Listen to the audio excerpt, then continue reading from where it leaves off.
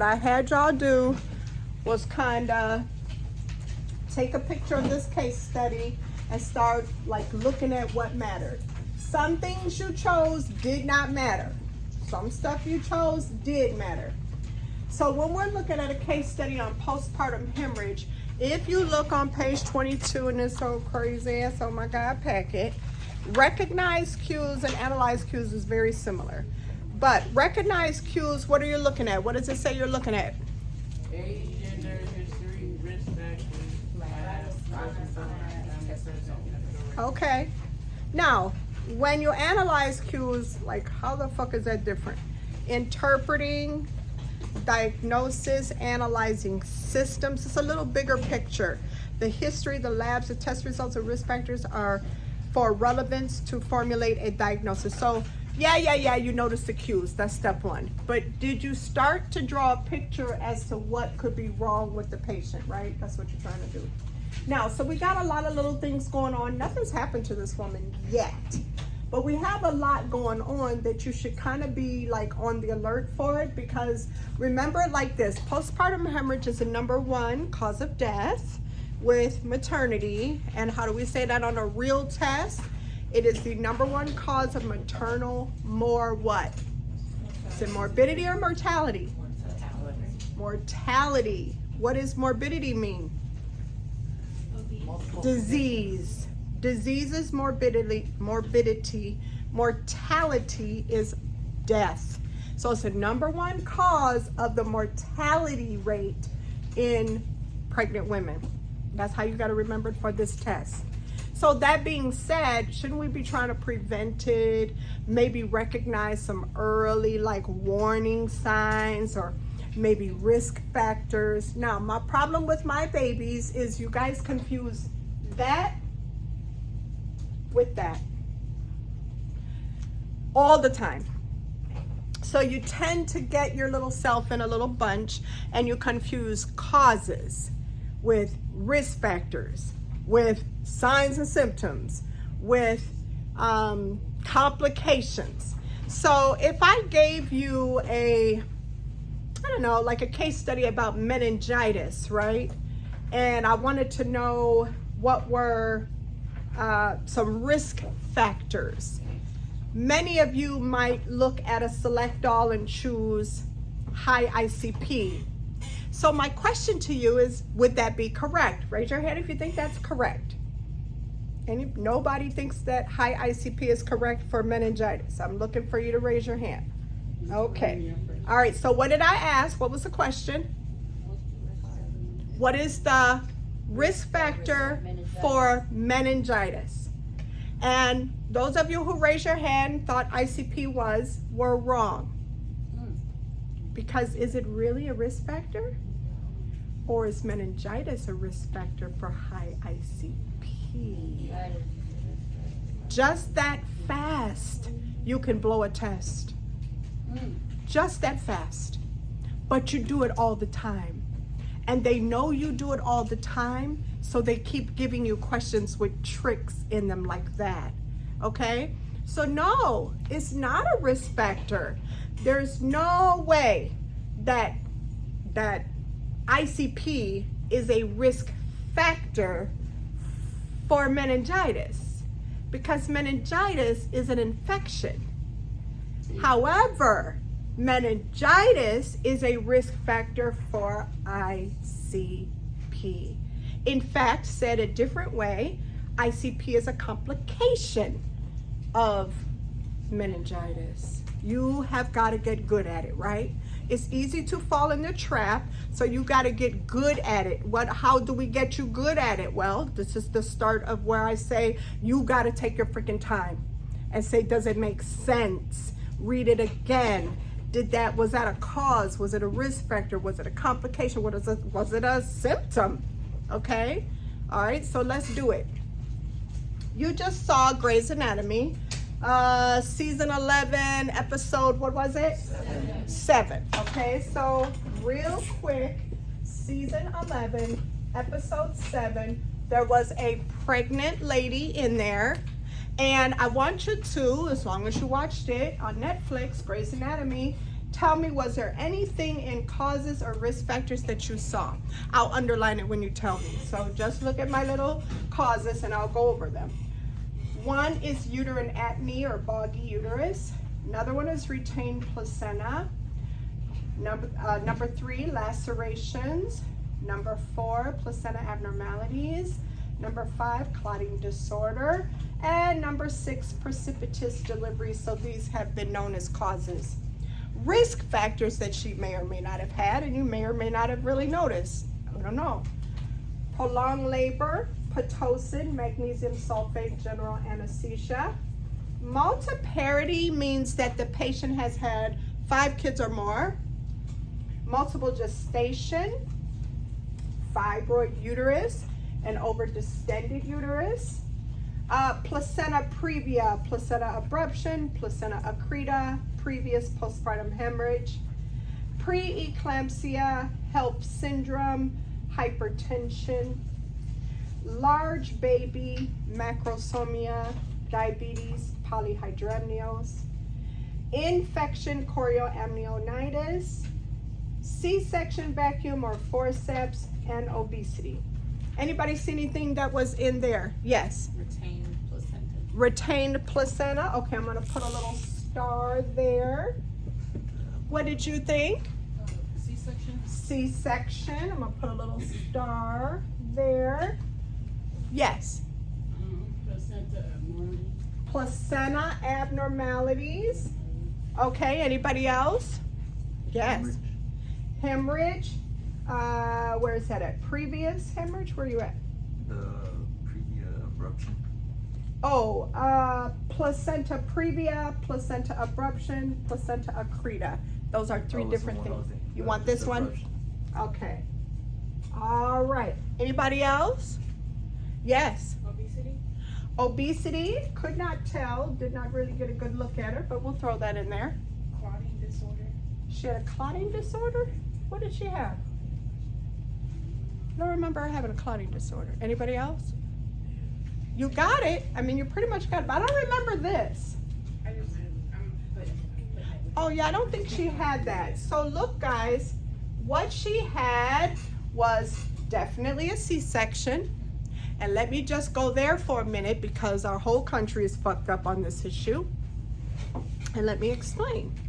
I graduated in 1989. Did my clinicals in the 80s, right? So the C-section rate at that time was 9%. Yeah, we did things a lot better. Now I want you to take your cell phones and look up what's the C-section rate in 2025. Tell me what you come up with. Oh, that's pretty fucking scary. All of you should be looking it up. You don't know who I'm gonna call on.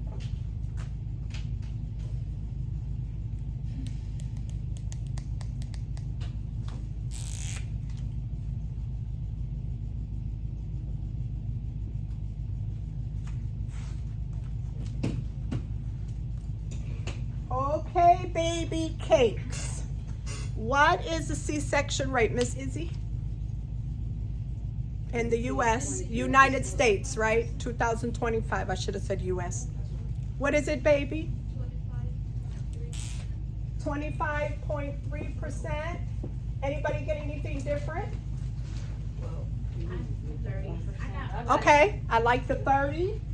Anything different? I got 32. I got 31.4.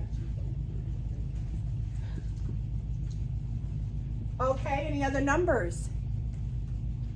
Now, so if you look at this, because we know that fake news exists everywhere we look, right? And what do you do if you think something is fake? Because I had to get on my man all the time, child. He be believing crazy shit. So what do we do when we want to see if anything is fake? Go to a reliable source. How would you know? What's the one internet site you can ask? ChatGPT. Never. Definitely not. None of you know. That's sad. How would you ever know if you're being given the truth? Put this in your bookmarks.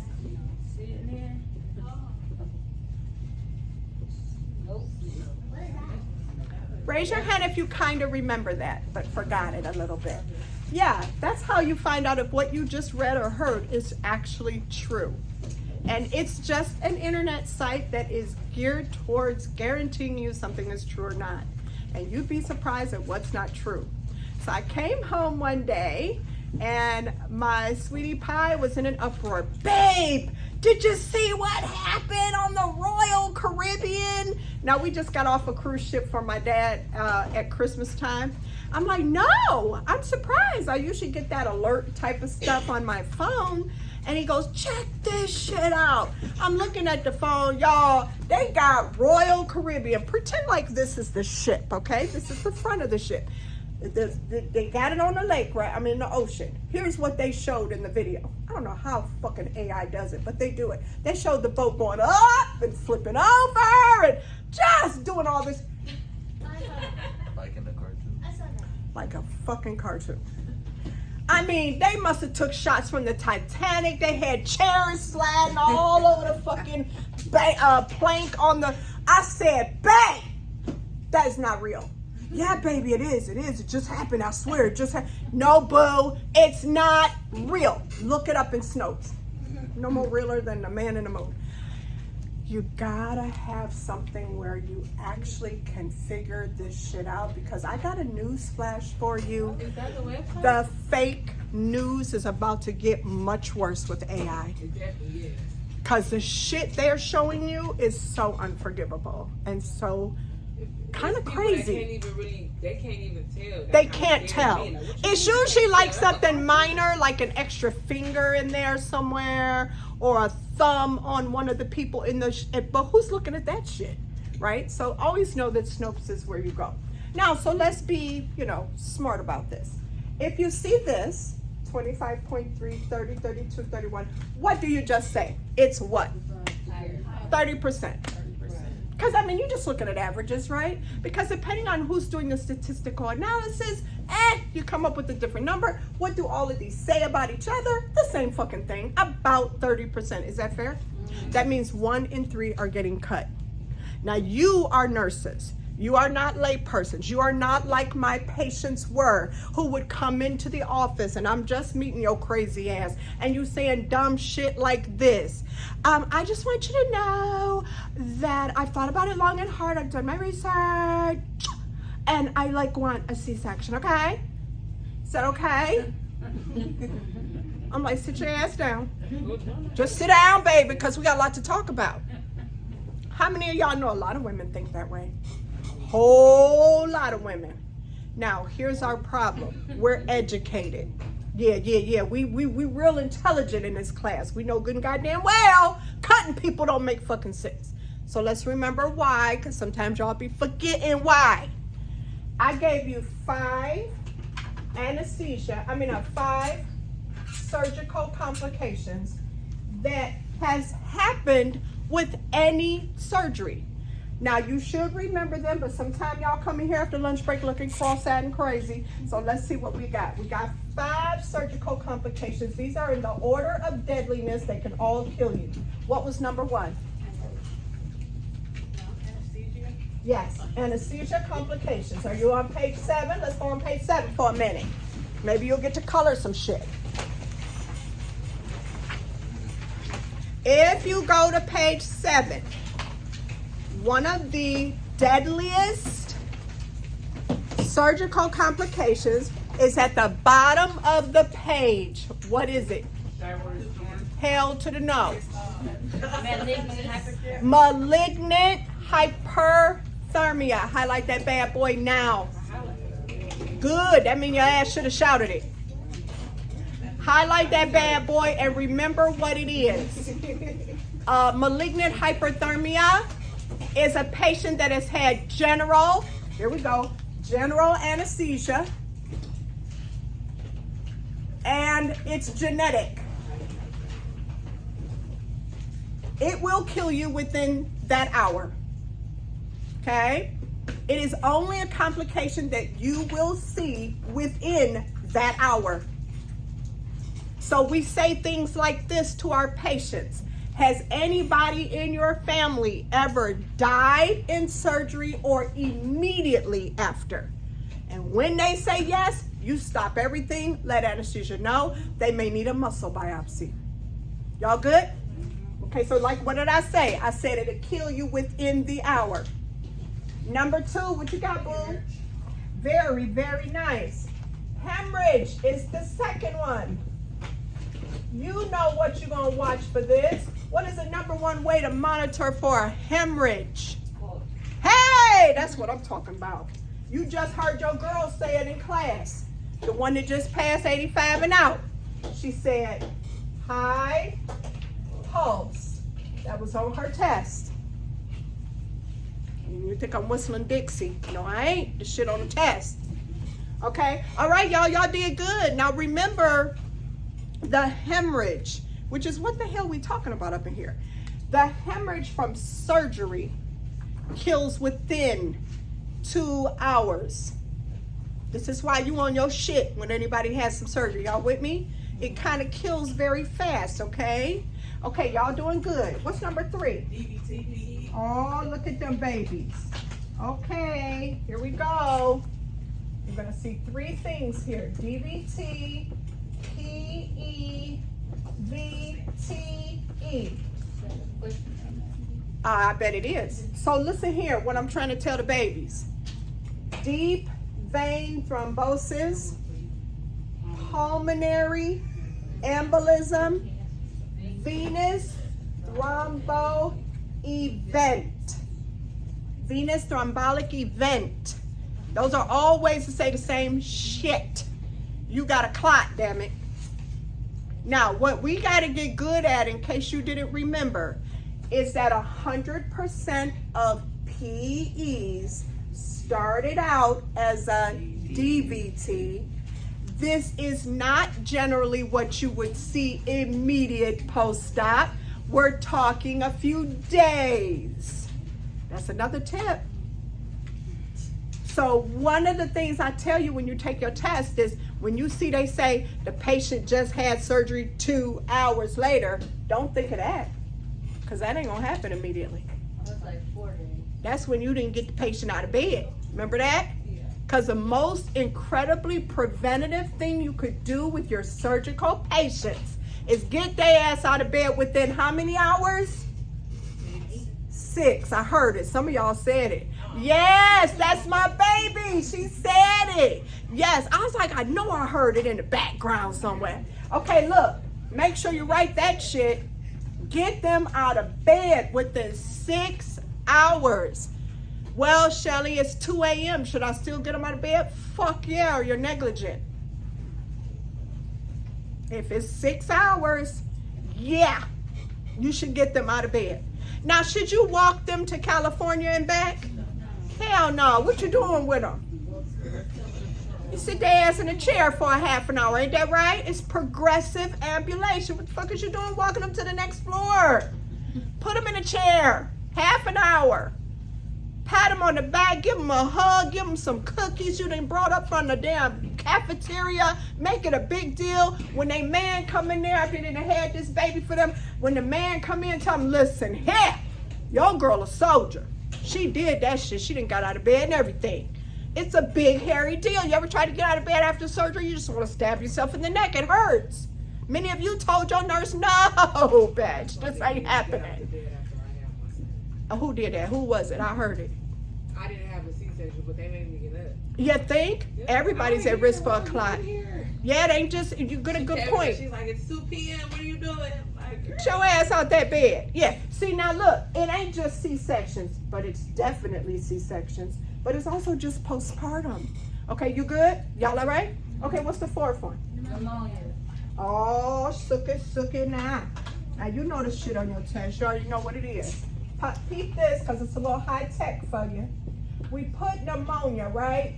But you know what's going to be on your test? It's going to be a big old fancy A word. What's the A word? Atelectasis. Now, your ass. You need to remember, y'all, atelectasis is the collapse of the alveoli. And this is what happens post-op and then leads to pneumonia if the patient doesn't do what, beautiful? Bam, cough and deep breathe. That, I swear, always on the chest. Cough and deep breathe. Okay, y'all doing pretty good. Now, I don't know. Okay, give me the last one. What y'all got? Infection. Now, what is the number one way to prevent this infection? Wash your hands. Hand wash. Wash your damn hands. Make sure your patient wash her damn hands. But you too. I tell my patients, because you know me, I always keep it real with patients. I said, let me tell you something up in this house. When people come all up in your room, trying to play with babies and shit, and then trying to examine your ass, just say it nicely at first. Remember that at first shit? At first. I'm sorry, I'm real neurotic. Can you wash your hands before you pick up my motherfucking before you pick up the baby? Please, thanks. See, this is what you don't understand. We as healthcare professionals, we get busy. But most of us know foam in, foam out. What that mean, y'all? Wash it on the way in the room and wash it on the way out. Now, I don't know about y'all hospitals, but at my hospital, we got the Purell on outside of every single room. Like, we're not playing about that, okay? So, if you're walking in the room, reassure your precious patient by letting them see the foam and you doing all like this and saying, okay, let's see what we got today, baby. They be so reassured immediately. Damn, I got a clean nurse, we're good. Okay, because this is real. This right here is real. This still kills. And we underestimate how much it kills, but it still kills. Okay? A lot of our precious patients are immunosuppressed. You pregnant and just had a baby, but you got lupus, you're immunosuppressed. You pregnant, just had a baby, you got MS, you immunosuppressed. Just being pregnant makes you immunosuppressed. So you know you got to do the damn thing. Now, look at the list. Y'all created this list. Look at this damn list. You want to fix your lips again and tell me how the fuck you want a C-section? You want this. You just want me to cut you with this and that. See, here's what I'm trying to tell you. The only people I've seen die in childbirth were C-sections. Period.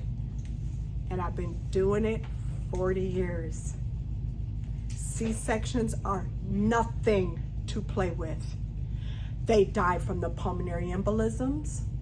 They die from the fucking hemorrhage. I would have to say that's the number one thing I've seen. I've never seen anybody die from the very rare, you know, you gotta know that on your test, from the very rare malignant hyperthermia. Never seen that in my life. Hope I never do. But what have I seen? Oh, them damn C-sections dying from that damn hemorrhage. Them damn C-sections dying from a pulmonary embolism, because it can take you out depending on how big that clot is. Okay? Thankfully, I don't see many people dying from no damn pneumonia. That's usually your older patient. That's why you got to look at the age. I do not see a lot going on with infection because they're young and healthy and generally speaking have a great immune system. But this would be something you would think about in the cancer patient, the burn patient, the elderly patient, the brand new baby patient. You know, it's all related to who's having the surgery. Are you with me? Okay, so the next time your friend, because you got friends and they crazy, they fix their lips and say, I wish they would just cut me. Nah, boo, you really don't wish that. You don't really wish that. And I tell everybody the same thing. The only people I see die in childbirth is C-section. If you have to have one, we get it. Just doing it voluntarily is the definition of insanity. But you got people that will do it. So my friend, she always say she's ready to get cut because she was already cut previously. You can't have a natural. I'm glad you asked that question, because when you've had a previous C-section and then you want to go natural after it vaginally, that's called a VBAC, vaginal birth after cesarean section. In my case, because I'm very, very, very different from most providers, my patients that I agreed that was a good idea, 100% success rate. So yes, they did deliver. It's all in who can do it. Here's who can't do it. If you had a previous C-section before, because your baby was too big or you were too small, chances are this ain't gonna be a good idea because babies only get bigger. If you had a previous C-section for breech, your baby was upside down, you are a perfect person to try again vaginal. If you had a previous C-section times 2, don't even talk to me about trying again. If you do choose to have a vaginal birth after a C-section, you cannot have Pitocin. So if you slow down and don't do it, I ain't finna help you because I know that's going to put you at risk. And this is the real risk for all VBACs, vaginal birth after C-section, all of them. The real risk is that this uterus opens back up along the incision where we cut. And that is a uterine rupture. And you know that's one of the 5 reasons to call the doctor first. Oh, you're just stretching. Okay, baby. So, my first child, he was breached, and I had to get an emergency C-section. So I had to keep. Whoa, back it up. Let's think about that. That's important. Now, you know me, I'm trained, right? This is what I do. I eat, sleep, and drink OB. So when she said her baby was breached and had to get an emergency C-section, the 2 of those don't really make sense to me, so I'm going to implore further what happened. Now, you got to know why it doesn't make sense. If you breach, it should have been scheduled because we knew that in advance. We check it at 36 weeks. Let's find out what happened. What happened, baby? So pretty much when I went in, I was 7 months pregnant. Now we got more information. And pretty much they said the baby was breached, so they had to hurry up and get him out or whatever. So. But did you go into labor? Your water broke? What made you go to the hospital in the first place? It certainly ain't breached because you can't see your baby inside of you. I couldn't really walk. Premature labor. Yeah. Okay. Labor. Okay. So after I had the C-section and I got pregnant the second time, they told me I couldn't have my baby vaginal. That's because your particular C-section was an emergency. Okay. So if we crashed you, we call it crashing you. How did they cut you? They said up and down Yep. on my uterus. That's it. Okay. Listen to me. Remember learning bikini? Yeah. Only bikini line incisions can try vaginal. If I cut you here, because it was a true emergency, if I cut you here, no way, because that's more likely going to split wide No, I open. had the bikini line, but they said The uterus was cut this way Yeah, though. okay. They'll tell you why. It's because we cut the uterus this way. Okay. Normally we cut both this way. It's called bikini line. Okay. Those are patients that are eligible to do it vaginally again. But your issue really was, it was an emergency. Breech babies are usually scheduled. We cut the nice bikini line. You're not even laboring. You're not stressing. It's just an upside down baby. Anybody else had a question? I seen one. My sister had a preeclampsia, and she had a C-section for her first one, and it was in Florida, and now she moved back up here, and she's about to have a baby again, and her blood pressure is a little high, but her OB told her that she wouldn't even try to let her do a VBAC. She had to do a C-section again. I would agree, because first of all, you have one of the top reasons why we die, blood pressure issues. And now I'm gonna put you through labor, which is only gonna make your blood pressure go higher, because labor is pretty stressful to the human body and to the heart. So no, I'm not in the mood to play with her. No, very good questions, okay? So, but my point is, don't come in here volunteering for this shit, because your life is really in danger anytime you get cut for anything. People think, oh, there's some surgeries, Shelly, that are just like risk-free. No, the fuck it ain't. So I saw somebody lose their life when their tubes got tied. You know how long it takes me to tie tubes? 15 damn minutes. You want to know how seriously stressful that is? It ain't. She didn't come out of her anesthesia. She's dead.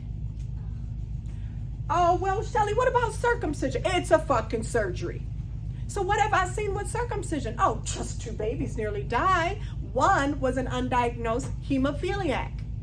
Think it through. How would I know your son has hemophilia disease? I wouldn't.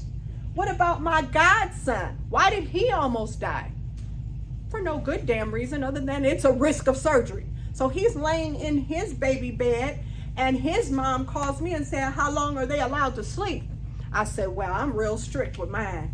They can't sleep more than 3 hours during the day because they're going to fuck with me all night. So, you know, I'm kind of strict. She said, oh, well, it's been 5 hours. Wake that boy up, child. She went in there to wake that boy up. His entire pamper was bloody all the way through. He had just been circumcised. We had just attended the bris, which is done by a rabbi. Yeah, my god baby.